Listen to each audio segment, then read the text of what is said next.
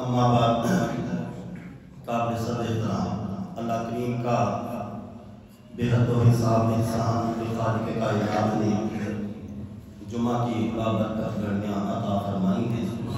اللہ کریم آج کے دن کی عظمت اور بزرگی کے طفیل ہمارے مرحومین کی مغفرت فرمائے، ہمارے بیماروں کو شفا عطا فرمائے، امت مسلمہ کے حال میں اللہ فضل فرمائے اور خصوصاً فلسطین کے مسلمانوں کو اللہ کی عذاب میں عطا فرمائے۔ آیت قدسہ میں نے آپ حضرات کے سامنے تلاوت کی ہے۔ قال ربکم ادعونی استجب لکم، اے محبوب صلی اللہ علیہ وسلم میرے بندے تیرے پاس آ کے سوال کرتے ہیں، عرض کرتے ہیں کہ ہم اللہ سے ملنا چاہتے ہیں، ہم اللہ کی بارگاہ میں حاضر ہونا چاہتے ہیں، تو ہم کس طرح منہ کریں؟ اللہ سے مانگنا ہے، کس طرح سے مانگیں؟ تو آپ ان سے فرما دیجئے کہ تم جس طرح بھی منہ کرو وہ تمہارے بہت ہی قریب ہے، بہت ہی قریب ہے۔ تم جس طرح بھی جس وقت بھی اسے پکارو گے وہ تمہاری پکار کو سنتا ہے۔ کائنات عالم میں اللہ کریم نے بے شمار مخلوقات کو تخلیق فرمایا، انسان کو تخلیق سب سے اشرف بنایا، اور رب کریم فرماتا ہے کہ میں نے اس کے سر پر ایسا تاج سجایا ہے کہ جو میں نے کسی اور مخلوق کو وہ عزت اور شرف نہیں دیا جو میں نے حضرت انسان کو عطا کیا۔ کائنات میں جتنی بھی مخلوقات ہیں ہر چیز کسی نہ کسی چیز کی محتاج ہے۔ جیسے انسان کھانے کا محتاج ہے، ہوا کا محتاج ہے، دیکھنے کا، سننے کا، بہت ساری اللہ نے اسے نعمتیں دی ہیں۔ اسی طرح سے اسے ضرورت عبادت کی بھی ہے۔ اب وہ کسی پتھر کو پوجنے لگ جائے، ستاروں کی پرست شروع کر دے، دنیا کی دولت کی پرست شروع کر دے، کسی انسان کے پیچھے اسی کی محبت کے اندر وہ گرفتار ہو جائے، یہ اللہ نے انسان کے اندر ایک کمزوری رکھی ہے۔ اسے ان چیزوں کی ضرورت ہے، وہ ان چیزوں کی طرف آتا ہے۔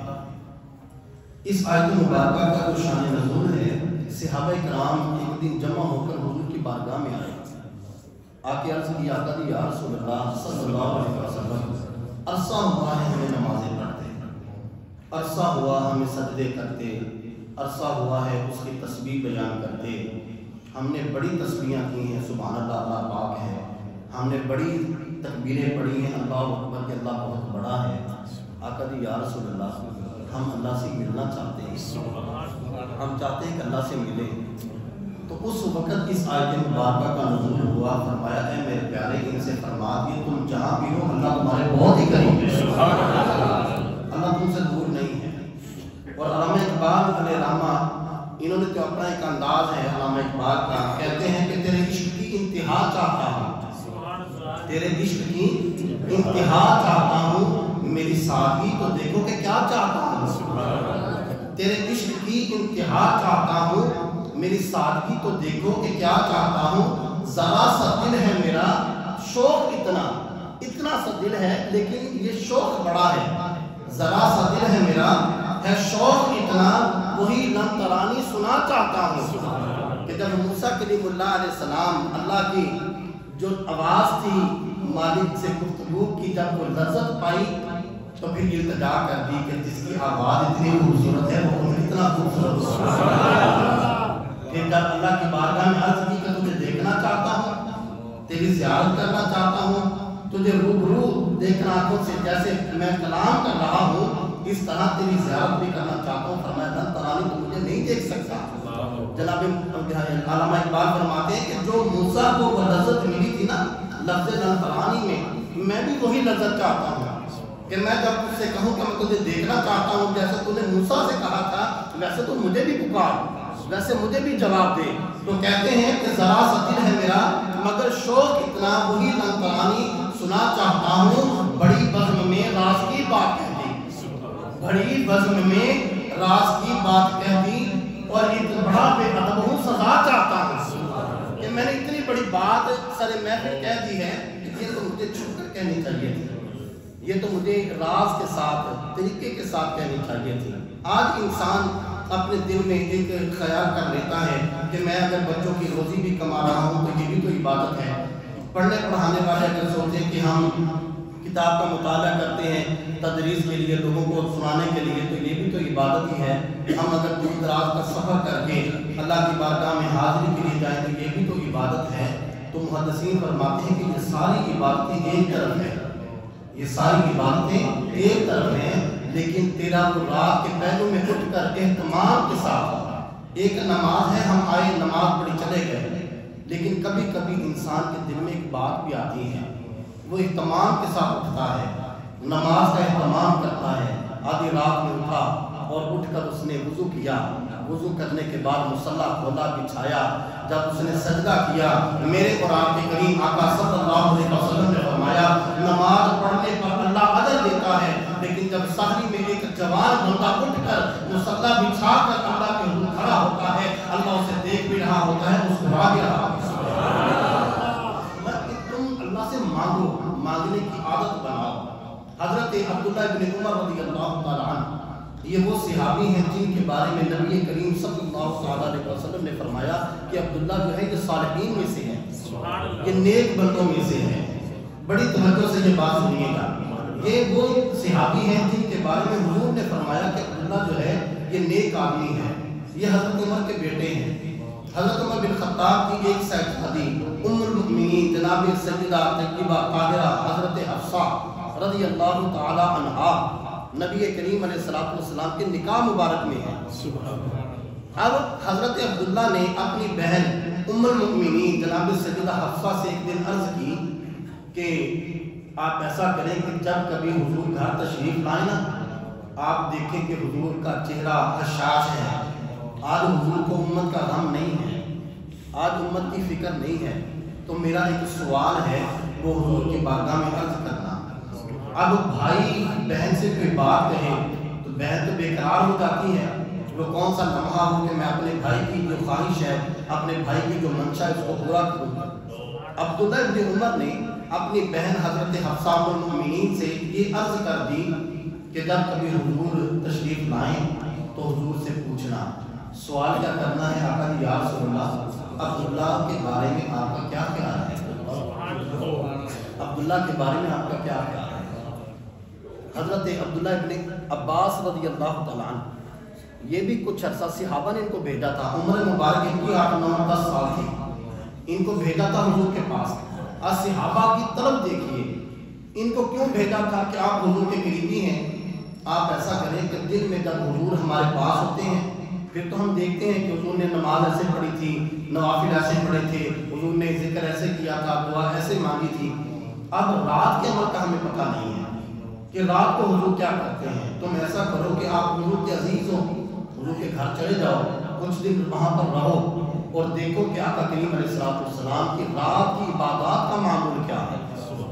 عبداللہ ابن عباس فرماتے ہیں کہ میں جناب گیا اور جا کے میں رات حضور کی بارگاہ میں گزاری، آقا کریم علیہ السلام نے تھوڑی دیر آرام کیا، پھر حضور اٹھے اور مصلی بچھایا، اللہ کے حضور کی عبادت کے لیے کھڑے ہو گئے۔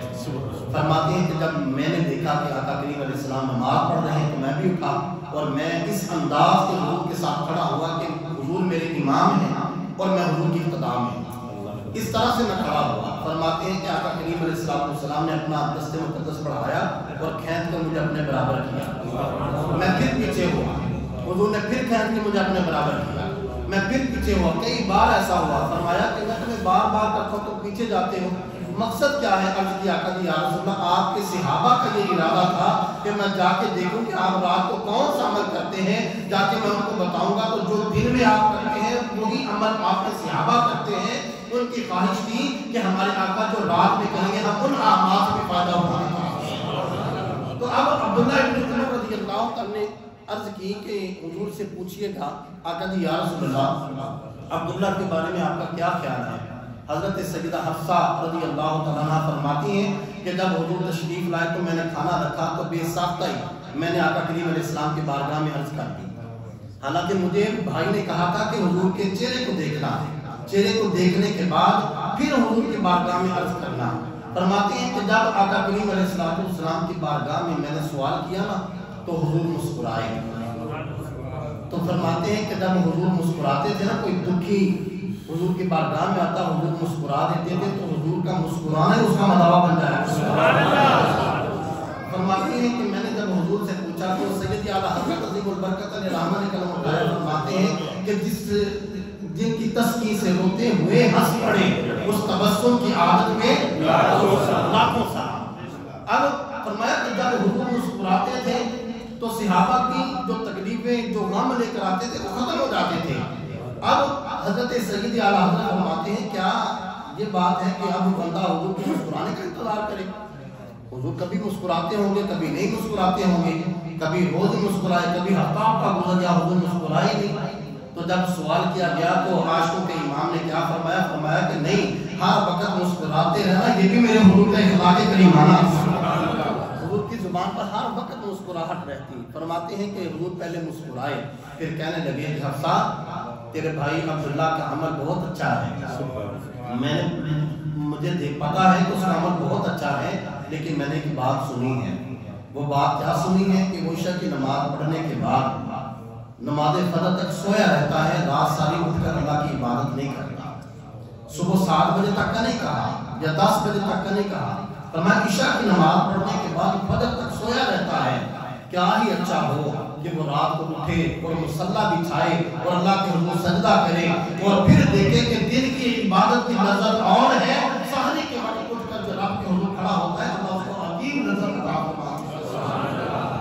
ہم نا مانگنے کا اب ہمارا طریقہ ختم ہو چکا ہے, اب ہمارے اندر سے یہ چیز ختم ہو گئی. ہم مسجد میں آتے ہیں بس کچھ لمحوں کے لیے آئے اور پھر کہا بس کون سا وقت ہو کہ ٹائم ختم ہو نکلے یہاں سے. کبھی کبھی 2-3 دن پہلے ایک دوست نے سوال پوچھا تھا تو میں نے اس کا ایک سادہ سا اصول بتایا صبح فجر کے وقت. سادہ سا اصول یہ ہے, مسئلہ یہ تھا کہ اذان کا جو جواب دیا جاتا ہے کہ یہ آہستہ دینا چاہیے, بلند آواز سے دینا جو ہے یہ مستحب عمل ہے تو اس کو بلند آواز سے نہیں کرنا چاہیے. سوال ان کا یہ تھا. اب بلند آواز سے اگر اس نیت سے دیں کہ ساتھ والا جو ہے اس کو پتہ چل جائے تو شاید وہ بھی جواب دینا شروع کر دے, اس نیت سے کرنا یہ عمل اچھا ہے کہ تھوڑی سی آواز ظاہر کر دینا تاکہ دوسرے کو پتہ چل جائے. نماز کے لیے ہم آتے ہیں, نماز فرض ہے پڑھنی, لیکن عمل وہ ہے کہ نماز کو ظاہر کرو تاکہ دوسروں کو بھی پتہ چلے. لیکن اگر اللہ نفل کی توفیق دے دے تو نفل چھپا کر پڑھو, صدقہ لوگوں کے سامنے صدقہ زکات چھپا کر دو کہ وہ اللہ کا اس کو عام کرو کہ وہ اللہ کا حکم ہے. لیکن اگر تم دیکھو کہ میرے ایسا کرنے سے دوسرے بھی دیں گے تو پھر اس کو ظاہر کر کے دو. تو کوئی عمل بھی ہے جب اس کو اللہ کی رضا کے لیے کرتا بندہ سارے اللہ کے لیے ہے, لیکن کبھی کبھی دل میں آتا ہے کہ یار میں اٹھ کے 2 نفل نہ پڑھوں. کبھی کبھی آتا ہے, ہر بندے کے دل میں آتا ہے, وہ کہتا ہے یار آج میری آنکھ کھلی ہے کیوں نہ میں 2 نفل ہی ادا کر لوں. حضرت ابو الحسن رحمۃ اللہ تعالیٰ علیہ کے تابعی بزرگ ہیں, فرماتے ہیں کہ میری ملاقات ہوئی حضرت معاذ بن جبل رضی اللہ تعالیٰ کی ذات اقدس کے ساتھ. مجھے عبادت کی اتنی زیادہ شوق نہیں تھا, عبادت میں کرتا تھا لیکن اتنے شوق سے نہیں کرتا تھا. اور جب نبی کریم علیہ السلام کے صحابی حضرت معاذ بن جبل سے میری ملاقات ہوئی تو پھر مجھے عبادت کا شوق ہونے لگا, پھر میں عبادت میں دلچسپی لینے لگا. پہلے میں ذکر کی چند تسبیح کرتا تھا, پھر ہر وقت ہی میری زبان پر درود پاک رہنے لگا. پہلے میں صرف فرض نماز کا اہتمام کرتا تھا, پھر میں نوافل کی بھی کثرت کرنے لگا. فرماتے ہیں کہ وقت گزرتا گیا, ایک وقت ایسا آیا کہ میرے گھر کے بیوی میری بڑی اچھی تھی, بڑی تابعدار تھی, لیکن گھر کے حالات میرے بڑے ناساز ہو گئے. کوئی آمدن کا سلسلہ ختم ہوا تو کہنے لگے کہ ایک دن مجھے وہ کہنے لگی کہ آج اگر شام کو کچھ کھانے کو نہ ہوا نا تو میں اپنے میکے چلی جاؤں گی بچوں کو لے کر. کہتے ہیں کہ میں اپنے گھر سے نکلا, صبح سے لے کر ظہر کی نماز تک میں نے انتظار کیا کہ مجھے کوئی کام پر لے جائے, مجھے کوئی مزدوری کے لیے لے جائے, لیکن کوئی بھی مجھے کام کے لیے نہ لے کر گیا. پھر میں فرات کے کنارے گیا, وہاں پر جا کے میں نے وضو کیا, اور وضو کرنے کے بعد جب میں نماز کے لیے کھڑا ہونے لگا تو وہ ساتھ ریت تھی, صحرا تھا, تپتی ریت تھی, सख्त कड़कती धूप थी, मैंने अपना रुमाल बिछाया और वहीं पर नवाफिल शुरू कर दिए।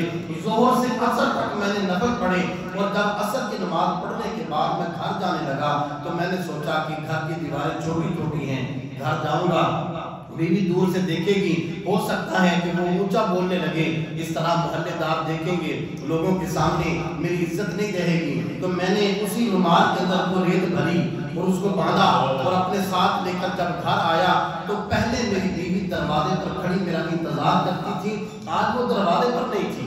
और जब मैं अंदर गया, जाके मैंने एक रुमाल रखा, हाथ मुंह धो के मैं बैठा और आवाज दी, भली मानस किधर हो? वो कहने लगी कि आप बैठे, मैं आपके लिए खाना लेके आती हूँ। कहने लगे कि मैं हैरान हुआ कि खाने के तो मैं लेके आना था, इसके पास खाना कहाँ से आया? कहते हैं कि उस वक्त की हर नेमत जो एक इंसान अपने दस्तरखान पर पसंद करता है, वो हर नेमत मेरे दस्तरखान पर मौजूद थी। मैंने उससे बोला कि ये कहाँ से आया? कहने लगी पता नहीं किस करीम की ड्यूटी करने लग गए हो, पता नहीं किस करीम के हाथ तुम काम करने लग गए, उसने ये काम भेजा, इतना सामान भेजा है और साथ में एक पैगाम भी दिया है, अपने खामों से कहना मेहनत और ज्यादा करें, हम नेमतें और ज्यादा करें। तो मैं अगर अपनी इबादत में, अपनी मेहनत में इजाफा कर ले तो हम तुम्हारी नेमतों में भी इजाफा कर देंगे। फरमाते हैं कि इतना कहने के बाद वो गई, कहने लगी पहले ही इतना सामान आया, अब आप क्या लाए हैं? कहने लगे कि जब उसने जाके मेरे वो रुमाल को खोला तो मेरी भी हैरत से इंतहा की, आंखें खुली की खुली रह गई, मेरी बीवी भी हैरत से देखती रही। कहा कि क्या हुआ? कहने लगी कि अभी तो इतना रिस्क आया था, अब इतने सोने चांदी का हम क्या करेंगे? कहने लगे अल्लाह की कसम है, मैंने इसमें रेत भरी थी इसलिए कि तुम मेरे साथ जुबान दराजी न करे, ये मेरे रब का फजल है कि उसने अपने फजल से इनको सोने चांदी में तब्दील कर दिया। मुझसे मांगने की आदत बनाओ। नबी करीम अलैहिस्सलाम की बारगाह में अर्ज की गई, काका जी या रसूल अल्लाह कितना मांगे, कितना मांगे? हुजूर की बारगाह में सवाल किया गया, फरमाया अगर तुम्हारे घर से सालन में डालने के लिए नमक भी खत्म हो जाए तो तब भी अल्लाह से मांगो, अगर वो नमक भी खत्म हुआ है तो अल्लाह से मांगो। जितनी बड़ी से बड़ी चीज मांगनी है, हजरत सैयदी आला हजरत रहमतुल्लाह तआला ने, आपके वालिद गिरामी हजरत नकी अली खान साहब रहमतुल्लाह अलैह फरमाते हैं कि मुझे दुआ मांगने का सलीका मेरी बीवी ने सिखाया है, मुझे दुआ मांगने का सलीका मेरी बीवी ने सिखाया। पूछा हजरत वो कैसे? कहने लगे कि मेरे घर के भी हालात कुछ ऐसे ही थे, एक दिन उसने मुझे कोई घर की जरूरत के सामान के लिए बोला, कहने लगी जी वो फलां सामान जो है वो आप ले आइए। तो मैंने उसकी बात को सुना, मेरे पास पैसे नहीं थे, मैं खामोश रहा। कहते हैं कि 2 दिन गुजरे तो उसने फिर मुझे कहा कि हजरत मैंने वो आपसे कहा था कि कुछ सामान ला दें। कहते मैं फिर खामोश रहा। फिर तीसरी मरतबा 2-3 दिन गुजरे तो उसने फिर मुझसे कहा, तो मैंने उसे डांट दिया, मैंने उसे झिड़क दिया और झिड़क मेरी इतनी सख्त थी वो बेचारी सहम भी गई और उसकी आंखों से आंसू भी आ गए और अपने आंसू पोंछते हुए कहने लगी कि हजरत आपने मुझे डांटा है, मैंने बर्दाश्त कर दिया, आपने मुझे झटका है, मैंने अपने पल्लू से अपने आंसू पोंछ लिए हैं, साफ कर लिए हैं, लेकिन मुझे एक बात तो बताइए, मेरे तो सर के ताज आप ही हैं, मैंने तो आपसे कहना है कि मुझे ला के दें, आपसे ना कहूँ तो किससे कहूँ? कहते हैं कि उसने इतनी बात की तो मेरे आंसू निकल आए। कहने लगी क्या मेरी बात से तकलीफ हुई है? तो मैंने कहा नहीं तकलीफ नहीं हुई, मुझे भी मांगने का सलीका आ गया, मुझे तकलीफ नहीं हुई, मुझे मांगने का सलीका आया। हजरत वो कैसे? कहने लगे कि अगर तू मेरे पे इतना यकीन रखती है कि मैं तेरा खामिद हूँ, तेरी जरूरतें पूरी करना मेरे ज़िम्मे है, तो मेरा भी तो वो रब है ना, मैं भी उससे कहूँगा कि मालिक तुझसे नहीं मांगूंगा तो किससे मांगूंगा? वरना जब इस यकीन से बंदा रब से मांगना शुरू कर देता है, फिर मालिक अपनी शान के मुताबिक अता फरमाना शुरू कर देता है। सिर्फ क्या है, हमने अब मांगना छोड़ दिया, हम मांगते नहीं हैं, हमें शर्म आती है, हमें अब उस अंदाज से अल्लाह की बारगाह में सवाल नहीं करना आता। पहले बुजुर्ग फरमाते हैं कि लोग कहते थे कि यार मेरे लिए दुआ करना, किसी बुजुर्गों के पास जाना तो कहना कि हमारे लिए दुआ करना, किसी से मुलाकात होनी तो कहना हमारे लिए दुआ करना। अब बंदा कहता लो जी मैं खुद इतना बड़ा हूँ, मैं तो खुद इतनी बातें करता हूँ, अब मुझे किसी से दुआ करवाने की जरूरत नहीं है, अब मुझे से कुछ करवाने की। सुल्तान सलाहुद्दीन अय्यूबी, इसने बैतुल मुक़द्दस पर बड़े हमले किए। एक दिन बैतुल मुक़द्दस के अंदर नवाफिल पढ़ रहे थे, रात का वक्त था, एक बुजुर्ग मिले, तो जब वो बुजुर्ग मिले तो बादशाह रोता हुआ उनके सामने खड़ा हुआ। कहने लगे कि बादशाह क्या बात है, रोते क्यों हो?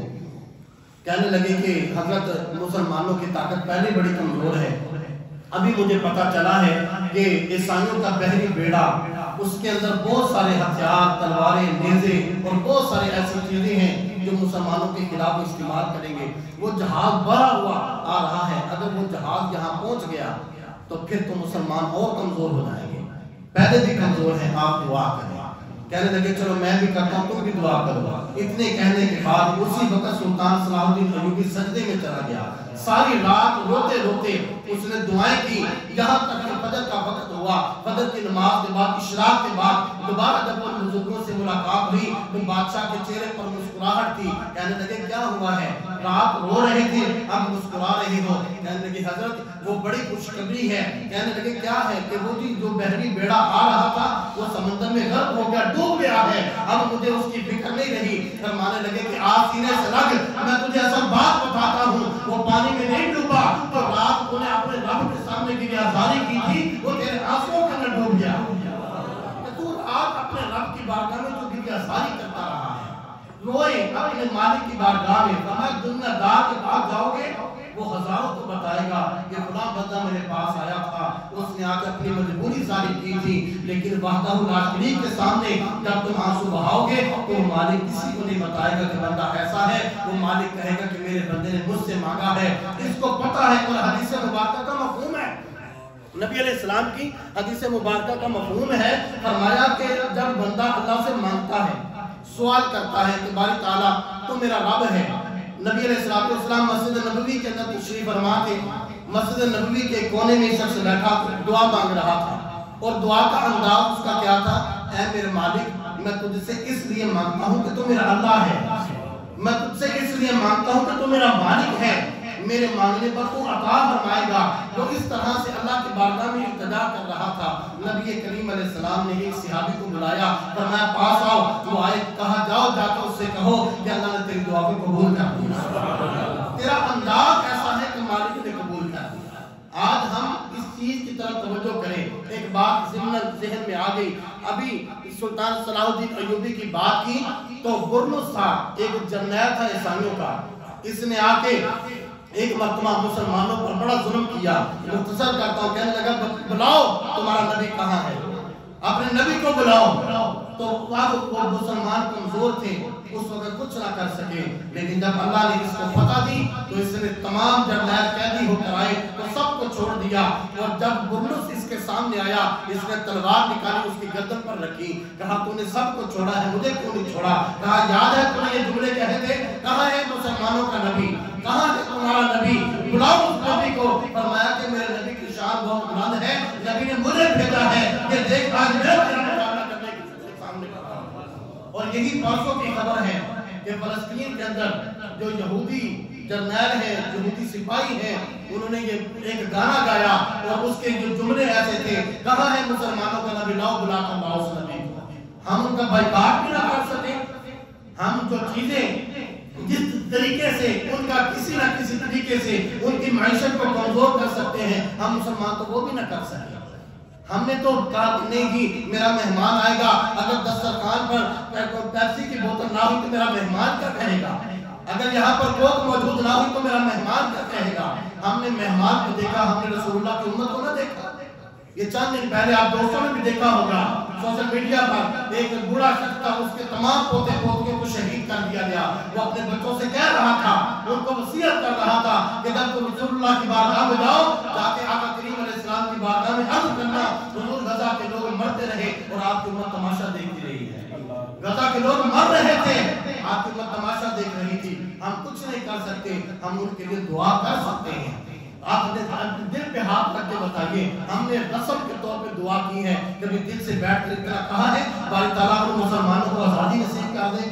میں بھی شامل ہوں آپ کے اندر، صرف کیا ہے اب ہمیں مانگنے کا سلیقہ نہیں ہے، ہمیں عبادت کا ذوق ہی نہیں ہے۔ اور یہاں پر ایک اور بات میرے ذہن میں آگے، سلطان ابراہیم بن ادہم رحمۃ اللہ تعالیٰ علیہ ایک دن اپنے بستر پر تشریف فرما ہے، اور بستر پر اتنا نرم و نازک بستر ہوتا تھا۔ ایک دن آپ کی جو خادمہ تھی آپ کے بستر کو سجا رہی تھی، کتابیں اٹھا کر دیکھیے، اس قدر پھول بچھائے جاتے تھے آپ کے بستر پر کہ جیسے ہی آپ اپنا سر تکیے پر رکھتے لمحوں کے اندر آپ کو نیند آ جاتی۔ ایک دن خادمہ بستر سجا رہی تھی اور سجاتے سجاتے اس کے دل میں آیا کہ یہ اتنا نرم و نازک بستر ہے، اس پر نیند کتنے مزے کی آتی ہوگی، اس پر کتنے مزے کی نیند آئے گی۔ سلطان ابراہیم بن ادہم کی توبہ کی وجہ کیا بنی ہے؟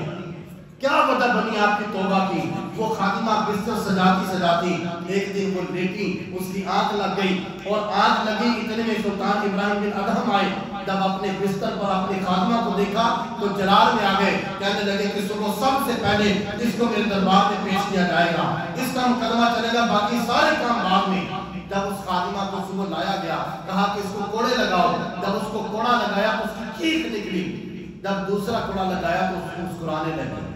بادشاہ حیرت میں آیا کہ اتنی تکلیف سے اتنا زور سے کوڑا لگا ہے، پہلے کوڑے پر اس نے چیخ ماری، دوسرے کوڑے پر مسکرانے لگی، اس کی وجہ کیا ہے؟ اسے بلایا، کیا بات ہے، تم مسکرائی کیوں ہے؟ کہا کوئی نہیں جی، آپ سزا دیں، آپ سزا دیں مجھے، میرے ہنسنے کا نہ پوچھیں۔ کہا نہیں، پہلے مجھے بتا کہ تم مسکرائی کیوں ہے، تیری ہنسی کیوں نکلی؟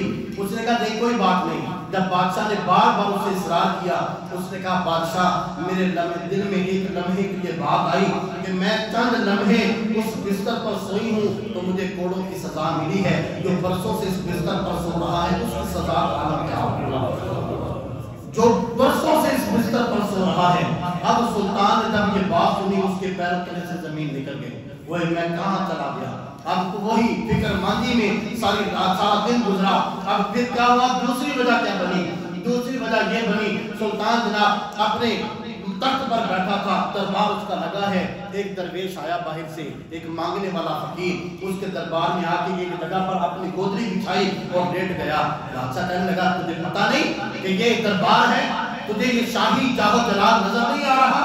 اس نے کہا اچھا دربار ہے، میں تو یہ سرائے سمجھا تھا۔ کہنے لگا تجھے یہ سرائے لگتی ہے؟ کہا ہاں مجھے تو سرائے لگتی ہے۔ کہا تجھے کیسے سرائے لگتی ہے؟ کہنے لگا کہ مجھے بتاؤ کہ اس تخت پر تجھ سے پہلے کون تھا؟ کہنے لگا میرا والد تھا۔ کہا کہ تیرے والد سے پہلے کون تھا؟ کہا میرا دادا تھا۔ کہا اس سے پہلے کون تھا؟ کہا اس سے پہلے اس کا باپ تھا۔ پر میں کو آتے گئے جاتے گئے یہ سرائے نہیں ہے تو پھر اور کیا ہے؟ دوسری وجہ یہ بنی، اور تیسری وجہ کیا بنی؟ تیسری وجہ یہ بنی کہ رات بستر پر سوئے، اب دن میں بے چین تھے، جب کیا دیکھا اب میں اللہ سے توبہ کروں تو میں اللہ کا نیک بندہ کیسے بنوں گا؟ میں اللہ کی بارگاہ میں اگر نیک بننا چاہوں تو میں نیک کیسے بنوں گا؟ یہ سوچتے سوچتے اپنے بستر پر آئے، پھر کیا دیکھا چھت کے اوپر کوئی دوڑ رہا ہے، کبھی ادھر کو کبھی ادھر کو۔ اب سلطان ابراہیم بن ادہم اٹھے بستر سے اور کھڑکی سے جھانک کر اوپر آواز دی، کون ہے اوپر چھت پر؟ تمہیں پتہ نہیں کہ بادشاہ کے آرام کرنے کا وقت ہے؟ تو اوپر سے آواز آئی کہ جناب ہم اپنے نا اونٹ تلاش کر رہے ہیں۔ کیا کر رہے ہیں؟ ہم اپنے اونٹ تلاش کر رہے ہیں۔ بادشاہ کہنے لگا تمہاری عقل ماری گئی ہے، کبھی کوٹے کی چھت پر بھی اونٹ ملے ہیں؟ تو جواب دینے والے نے جواب دیا اگر کوٹے کی چھت پر اونٹ نہیں ملتے تو نرم و نازک بستر پر رب بھی نہیں ملا کرتا۔ اگر نرم و نازک تم نے رب کو پانا ہے تو پھر تمہیں نرم و نازک بستر چھوڑنا پڑے گا۔ پھر وہی سلطان ابراہیم بن ادہم ساری بادشاہت چھوڑی، فقیری اختیار کی، ایک دن سمندر کے کنارے بیٹھے اپنی گودڑی سی رہے تھے۔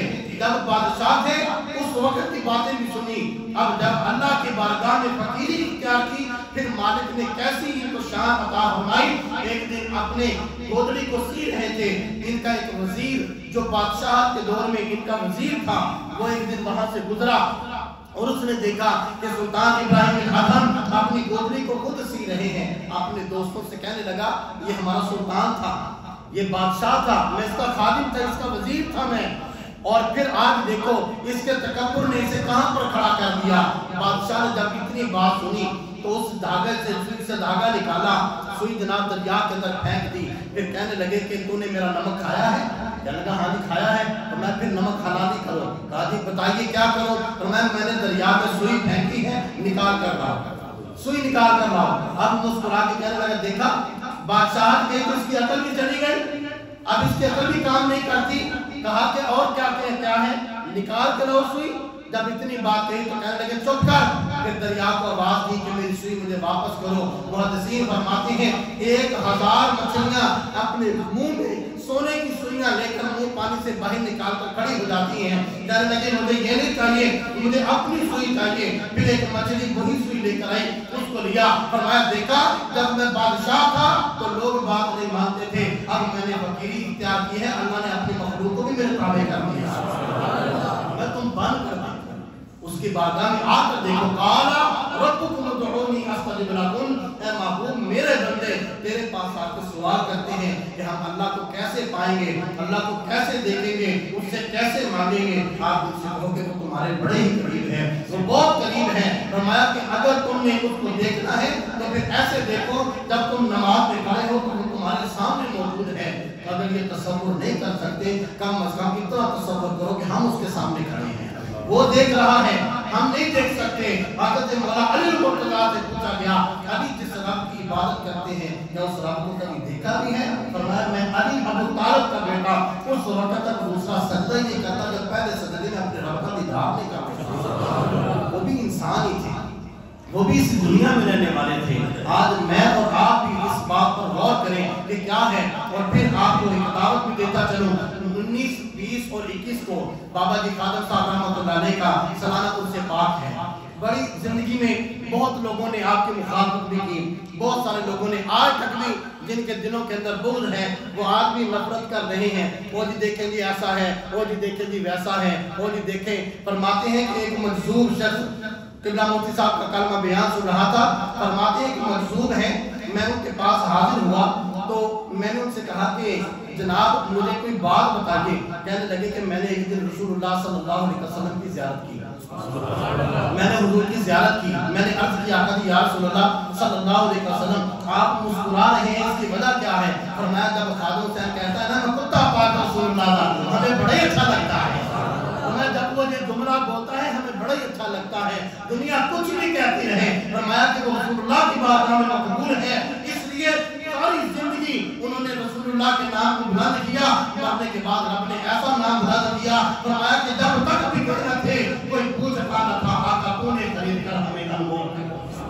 अल्लाह करीम हमें अपनी बारगाह से मांगते रहने की तौफीक अता फरमाए। अल्लाह करीम हमें हमेशा अपनी बारगाह का मोहताज रखे, अल्लाह गैर की मोहताजी से हमें महफूज फरमाए। इंशाअल्लाह इतवार को नमाज फजर के बाद यहाँ मस्जिद के अंदर बाबा जी रहमतुल्लाह अलैह के साल की भी महफिल पाक तमाम है, जिसमें हज़रत अल्लामा हाफिज़ मोहम्मद बिलाल नक्शबंदी साहब यहाँ फरमाएंगे। सारे दोस्त नमाज फजर यहाँ मस्जिद में अदा फरमाएं। इतवार, पीर और मंगल को लाहौर के अंदर आपका सालाना उर्से पाक अज़ीमुश्शान तरीके से मनाया जा रहा है, उसके अंदर भी शिरकत कीजिए। अल्लाह करीम हमें औलिया कामिलीन की सच्ची और कामिल मोहब्बत नसीब फरमाए। नारे तकबीर।